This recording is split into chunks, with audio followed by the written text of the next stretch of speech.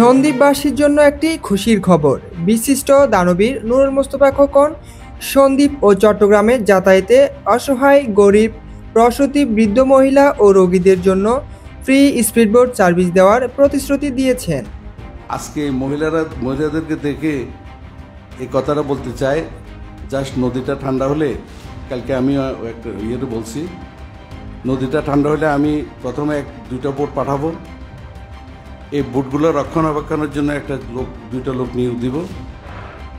মহিলা, প্রসূতি মহিলা, সে যে হোক, হিন্দু হোক, মুসলিম হোক, আওয়ামী লীগ হোক, বিএনপি হোক, জামাত হোক, জাতীয় পার্টি হোক, প্রসূতি মহিলা যদি রাতের অন্ধকারে, রাতে দিনে যে কোনো সময় পার হইতে চায়, ওই বোটে পৌঁছে দিবে, লাশ পৌঁছে দিবে, ফ্রি, কোনো টাকা লাগবে না। শীতকাল অর্থাৎ সন্দ্বীপ চ্যানেলের অবস্থা শান্ত হলে প্রাথমিকভাবে দুটি আধুনিক স্পিডবোট দিয়ে এই পরিষেবা চালু করা হবে এবং পরবর্তীতে আরও 3টি স্পিডবোট যুক্ত হবে। স্পিডবোটগুলো দেখতে অনেকটা এমন হবে যা বৃষ্টি ও কিছুটা প্রতিকূল আবহাওয়াতেও চলতে সক্ষম।